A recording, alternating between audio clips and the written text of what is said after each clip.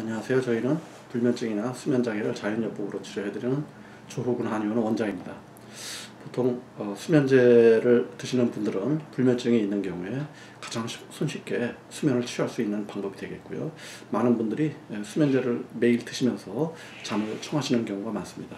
하지만 수면제를 단기적으로 복용하시는 경우는 문제가 없으나 장기적으로 복용하시는 경우에는 여러 가지 그에 따르는 후유증이나 또는 삶의 질 저하, 집중력 저하, 기억력 저하 등의 불편함을 겪는 경우가 많이 있습니다. 이러한 경우에 저희 한의원을 방문하셔서 자연요법으로 이러한 불면증을 극복하고자 하는 분들이 많이 계시는데요.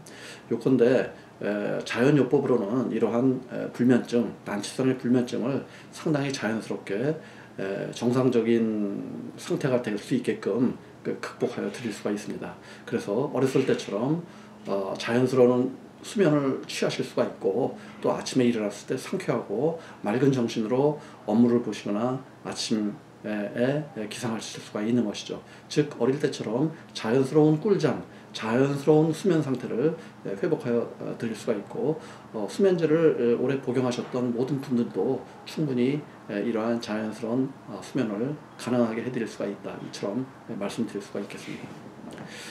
수면제는 일종의 신경 기능을 차단시킴으로 인해서 수면에 이르게 하는 것이죠. 즉 신경회로의 일정 부분을 좀 역할을 좀 차단시키고 역할을 감소시키고 함으로써 수면에 이르게 하기 때문에 그 다음날 좀 왠지 좀 컨디션이 좋지 않거나, 또는 머리가 맑지 못하거나, 또는 환자분에 따라서는 여러 가지 후유증이 있을 수가 있습니다. 그와 달리 자연스러운 수면을 취하신 경우에는 머리가 맑아지고 집중력이 개선되고 업무 효과를 높일 수 있는 이러한 측면이 될 수가 있겠죠. 이처럼 자연수면을 취하기 위해서는 수면제의 의존을 버리셔야 되겠고요. 또 그러기 위해서는 불면증이나 수면장애가 유발될 수 있는 원인을 올바르게 파악하시고 이 원인을 제거하는 것이 가장 중요하다고 할 수가 있겠습니다. 우리가 보통 우리 이 머리에 있는 뇌신경은 여러 가지 인체에 함유되어 있는 독성 물질이나 인체에 함유되어 있는 여러 가지 안 좋은 물질로부터 보호할 수가 있게 되어 있습니다. 우리가 어떠한 음식을 먹더라도 음식에 함유되어 있는 살충제라든지 농약이라든지 또는 음식 첨가물이라든지 뭐 화학조미료라든지 여러 가지 인체에 안 좋은 물질이 있을 수가 있는데요. 이러한 물질들로부터 우리의 뇌신경 세포는 보호되어야만 합니다. 이를 위해서 우리 혈관에는 우리가 뇌혈류 장벽, 즉 블러드 브레인 베리어, BBB라고도 합니다만은 우리의 뇌신경과 뇌신경에 분포하고 있는 모세 혈관이 어떤 차단막이 존재하고 있습니다. 그래서 뇌신경에 해로운 이러한 물질들이 혈류를 돌아다니다가도 뇌신경 안으로 유입되지 않게끔 이러한 차단벽이 존재하는 것이죠. 하지만 문제는 이러한 차단벽이 모든 물질을 다 차단하는 것이 아닙니다. 영양물질은 우리가 뇌신경세포로 들어와야 하는 것이고요. 또 이러한 과정에서 일부 차단벽이 허물어질 수가 있습니다. 어떠한 분들은 이러한 BBB, 뇌혈류 장벽의 기능이 약해지기 때문에 이러한 경우에는 우리가 뇌신경세포로 우리의 중추신경계로 좀 더 많은 독소가 유입이 될 수 있다, 이처럼 보실 수가 있겠습니다. 또한 일부 환자분들의 경우에는 이러한 독소가 뇌신경에 유입되었을 때 상당히 과민하게 혹은 민감하게 반응하시는 경우가 있습니다. 그 결과로 사소한 그 인체에 부적합한 물질이 또는 뇌신경에 좋지 않은 물질이 약간 뇌신경에 유입됐을 때 이에 과민하게 반응하거나 정상적인 신경 기능이 방해받을 수가 있는 것이죠. 그러한 결과로 우리가 불면증이 유발될 수 있다고 할 수가 있겠습니다. 그러면 우리가 이와 같은 불면증의 경우에 가장 중요한 것은 어떤 것이 되겠습니까? 우리 뇌신경 세포를 이러한 독성물질이나 화학물질 또는 인체에 친화적이지 않은 이러한 물질들을 해독을 하고 배출하는 것이 가장 중요한 치료 방법이 된다고 할 수가 있습니다. 그러면 그러한 치료 방법이 어떠한 치료 방법이 있겠습니까? 여러 가지 저희 자연요법에서는 이러한 독성물질이나 해로운 물질을 체외로 배출하는 방법을 환자분들께 제공해 드리고 있고요. 그러면은 가장 비근한 예로 이러한 화학물질이나 독성물질 어떠한 예를 들 수가 있을까요? 바로 중금속입니다. 수은이나 구리나 알루미늄이나 납이나 비소나 이러한 각종 유해한 중금속 물질들은 그 뇌혈류 장벽을 쉽게 통과하는 경우가 통과할 수가 있습니다. 그 결과로 뇌 신경 기능에 장애를 줄 수가 있는 것이고, 그 결과로 불면증이나 수면 장애가 유발될 수 있는 것이고요. 따라서 이러한 경우에 가장 중요한 불면증의 치료법은 우리가 이러한 중금속들을, 뇌에 존재하는 중금속들을 체외로 배출하는 것이 가장 중요한 방법이 되겠습니다.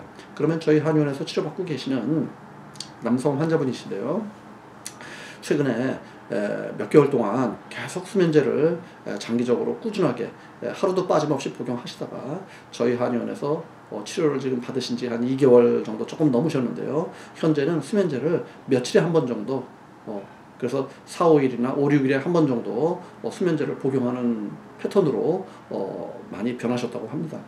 한 2개월 정도 치료만으로 이와 같이 수면제의 복용량이 몇 분의 1로 줄었다는 것은 굉장히 중요한 의미가 있는 것이고, 불면증이 상당히 개선됐다는 이러한 반증이기도 합니다.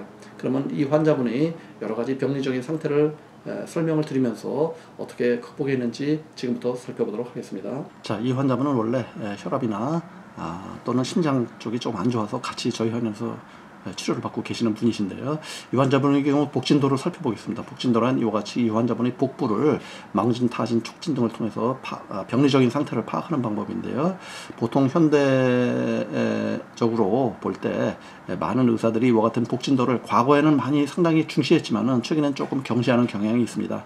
하지만 전통의학적으로 보자면은 또 저희 한의원의 입장에서 볼 때 이와 같은 복진도는 상당히 중요합니다. 자, 이와 같은 복진도가 있을 때 이와 같이 흉곽 부위의 폭이 이와 같이 골반 부위 폭에 비해서 높은 경우를 소양인 체질이라고 합니다. 그래서 이와 같은 경우는 소양인 표한병이라고 볼 수가 있는데요, 소양인 표한병이란 몸이 체질적인 특징으로 인해서 좀 냉한 체질이 되시는 이와 같은 경우를 의미합니다. 이와 같은 경우에는 우리가 한의학에서 숙지환이 아니고 숙지황입니다. 여기 좀 잘못 적혀 있는데 여러가지 산수유나 복령, 특사 등의 약재가 적합하다고 말씀드릴 수가 있고요. 이와 같은 약재를 저희가 투여하는 이유는 이 환자분의 인체 기능을 건강하게 하기 위해서입니다. 또한 인체 기능을 건강하게 하기는 이유는 우리가 인체 기능이 건강해지고 내장 기능이 튼튼해짐으로써 인체의 해독 능력이 향상이 되실 수가 있겠습니다. 아까 말씀드린 대로 뇌신경 기능에 악영향을 줄 수 있는 여러 가지 독소들을 배출할 수 있는 능력이 증강되기 때문에 이와 같이 인체 기능을 향상하는 약재를 저희가 사용한다, 이와 같이 판단을 하실 수가 있겠습니다. 자, 그러면 이 환자분의 모발 중금속 검사를 살펴보도록 하겠습니다.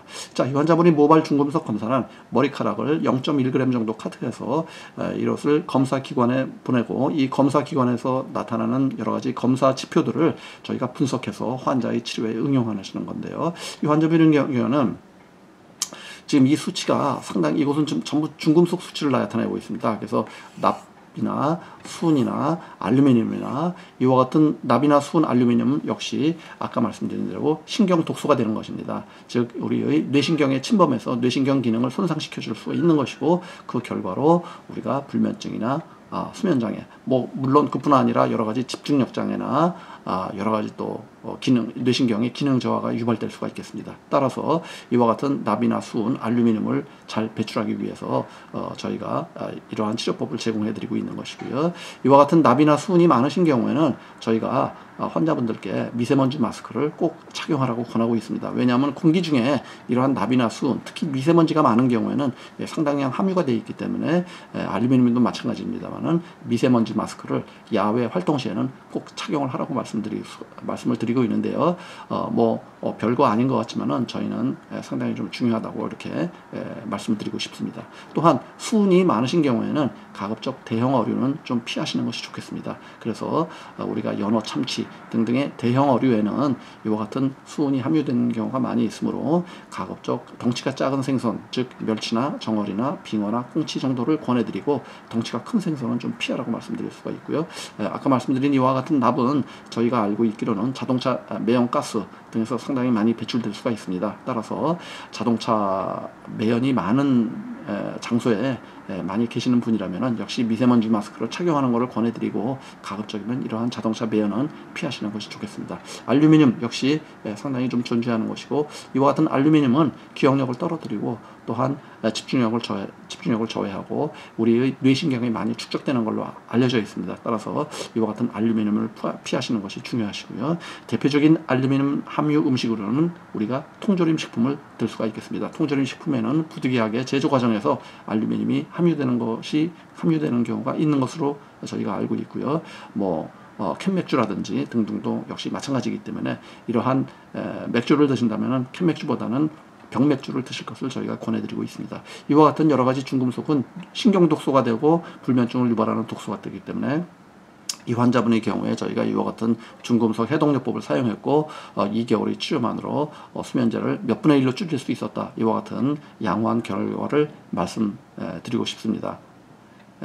불면증이나 수면 장애가 심하신 경우에는 간단한 방법으로 이렇게 쉽게 극복할 수 있는 질환이 아니고, 특히 수면제를 장기 복용 중인 경우에는 꼭 저희 한의원을 찾으셔서 새로운 꿀잠 또는 자연스러운 수면, 이와